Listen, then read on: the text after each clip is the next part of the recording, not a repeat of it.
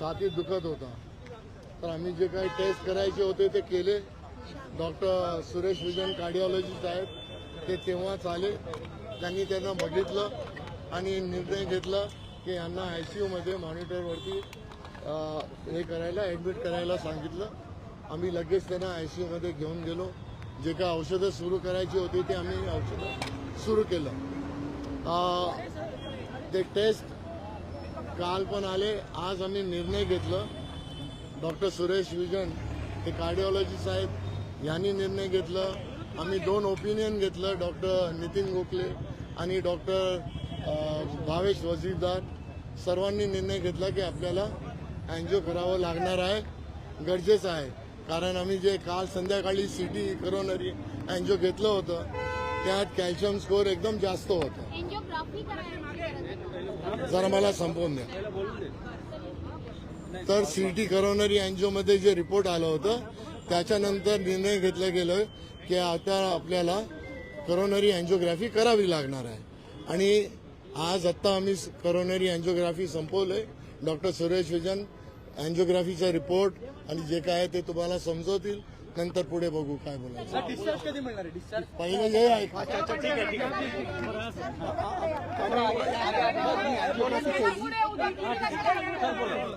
अँजिओग्राफीमध्ये multiple वेसलमध्ये blocks आहेत. एक 100% आहे, एक 90% आहे आणि दुसरी जागा आल्यानंतर 90% आहे आणि मग 60% आहे. 4 ब्लॉक्स आहेत, सर्व सिव्हिअर आहेत. आम्ही त्यांना रेकमेंड केलं की त्यांना बायपास करावा लागेल.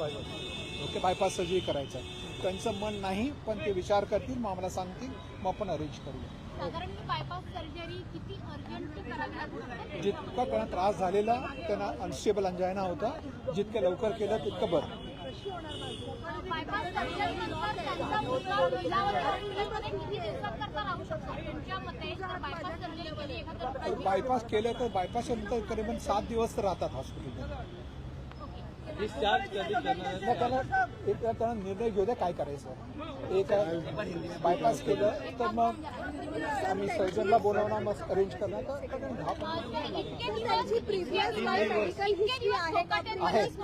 त्यांना 15 वर्षापूर्वी 2 स्टेंट लावलेले ब्रिज कँडी हॉस्पिटलमध्ये. ते स्टेंट बरे आहे, तिकडे काय प्रॉब्लेम नाही.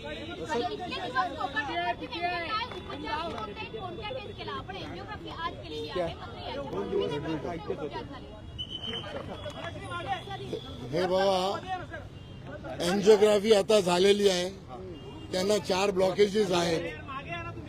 4 ब्लॉकेजेस असल्यामुळे डॉक्टर सुरेश विजन कार्डिओलॉजिस्टने त्यांना रेकमेंडेशन जे करायचं असतं तर सर्वात पहिले आम्ही जे सर्वात चांगलं ऑप्शन असतं ते आम्ही देतो. त्यांनी पहिला ऑप्शन दिला आहे की यांनी बायपास सर्जरी केलं पाहिजे. पण जर फॅमिलीला किंवा पेशंटला बायपास करायचं मन नसेल तर असं नाही आहे की उपचार काय बंद होतील. आम्ही अँजिओप्लास्टी पण करू शकतो त्याच्यानंतर. हे ऑप्शन दुसरा ऑप्शन आहे, पण पहिला ऑप्शन आहे बायपास सर्जरीचा. आता आम्हाला हे सांगायचं आहे की जे मीडियामध्ये असं आहे की हे ॲडमिट झाले इकडे लीलावतीमध्ये. लीलावतीची काय इंटेग्रिटी असते आणि ते इंटेग्रिटी आम्ही ऑनेस्टली करतो. म्हणून आम्ही तुम्हाला याच्यासाठी आज आत्ता आलो आणि तुम्हाला बोलायला की तुम्हाला सर्वांना माहिती पडलं पाहिजे की आम्ही असंच पेशंट ॲडमिट करत नाही. त्यांना गरजेचं असतं म्हणून ॲडमिट करतो. आणि आता it is in the open की त्यांना बायपास सर्जरी लागणार आहे. जर त्यांना बायपास सर्जरी करायची मन नसला तर मग डॉक्टर सुरेश विजन अँजिओप्लास्टी करतील. ते पण जास्त करून ते 2 स्टेजमध्ये होतं. So now I have spoken in Marathi, will speak in Hindi. आप जरा रुकेंगे? आप ही बात करेंगे, दूसरों को तो बात करने दो ना. अच्छा, अभी जो भी पूछना है इनसे पूछो कार्डिया के बारे में. आप बैकग्राउंड दे दो. 2 दिन पहले आए थे, क्या हुआ है, कितना ब्लॉकेज है, क्या ऑप्शन दिए?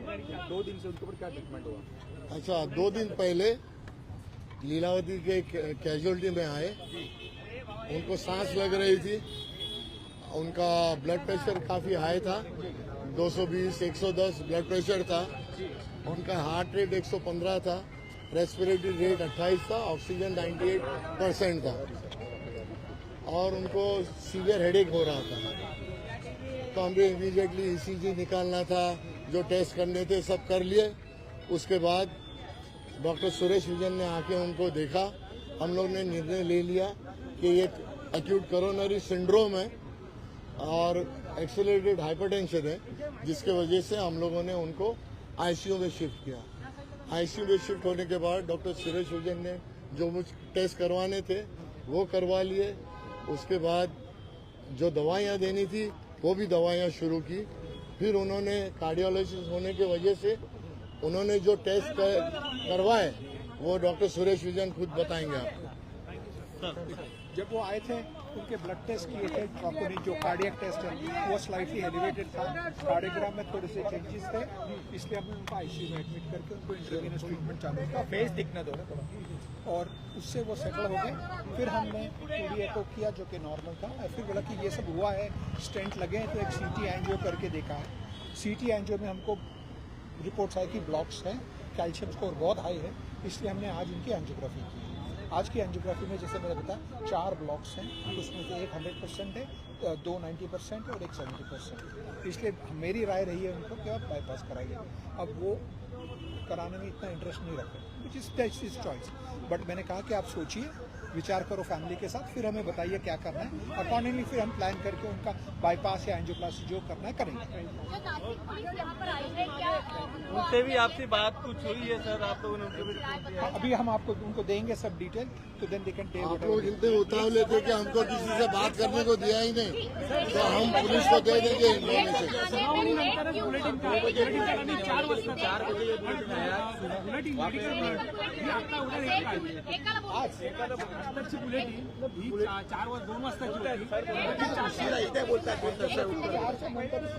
सर बोला देखो, आप अग्रेसिव होके है ना, सवाल नहीं पूछना, हम इधर से उठ के चले जाएंगे। आप अगर पूछ रहे हैं कि 2 बजे की बुलेटिन हमने 4 बजे क्यों दी या 5 बजे क्यों दी, उसकी वजह ये थी कि जो कैथ लैब जो है जहाँ पर एंजियोग्राफी होती है उसमें दूसरे सब लाइनअप थे, तो उसके वजह से जो एंजियोग्राफी वगैरह जो एंजियोप्लास्टी दूसरे प्रोसीजर्स थे वो खत्म होते होते हमको 5 बजे हमको स्लॉट मिला, और उस वजह से हमने वो स्लॉट जब मिला तब हमने खत्म करके आपके पास तुरंत आ गए। आपण जे विचारलंय की आम्ही 2 वाजता तुम्हाला हे बाईट का नाही दिलं, असं आहे की कॅटलॅबमध्ये दुसरे डॉक्टर्स असतात, दुसरे पेशंट असतात, तर सर्वांना स्लॉट दिलं जातं, तर ते स्लॉट जेव्हा संपलं तेव्हाच आमच्या पेशंटला आम्ही घेऊ शकलो। आम्हाला असं वाटलं होतं की 2 वाजेपर्यंत स्लॉट आम्हाला मिळेल, पण ते नाही मिळालं, कारण जर डिले असतो दुसऱ्या पेशंटचा तर ते पुढे जातं। तर आम्हाला स्लॉट मिळाल्यानंतर आम्ही लगेच एंजियोग्राफी केली, आणि एंजियोग्राफी संपल्यानंतर फक्त फॅमिलीशी बोललोय, खाली येऊन आम्ही लगेच तुम्हाला हे बाईट दिलं। काय चुकीचं केलंय का? नाही ना।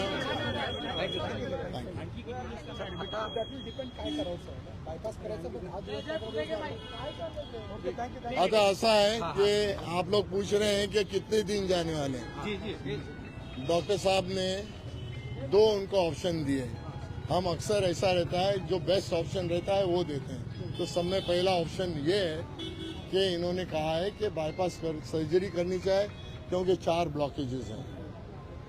अगर मरीज चाहता है कि मुझे बाईपास नहीं करना है तो हमको उसको दूसरा बेस्ट ऑप्शन देना पड़ता है, जो डॉक्टर साहब ने दे दिया है कि हम एंजियोप्लास्टी कर सकते हैं, और वो 2 स्टेज में होगा। अब उनके ऊपर डिसीजन है कि वो कौन सी सर्जरी, क्योंकि हमको उनसे कंसेंट लेना पड़ता है ना, हम तो जबरदस्ती नहीं कर सकते। तो अगर उन्होंने कहा कि बाईपास सर्जरी करनी है तो बाईपास सर्जरी के लिए तैयारी होगी, बाईपास सर्जरी होगी। हो सकता है 3 महीने भी हॉस्पिटल में जाए, 3 हफ्ते भी जाए, या 1 महीना भी जाए, या हो सकता है 10 दिन में घर चले जाए, क्योंकि उनके दूसरे अगर बीमारियां रहते हैं तो पेशेंट कैसा रिकवर होता है उसके ऊपर होता है। सर, अगर आप कहते हैं कि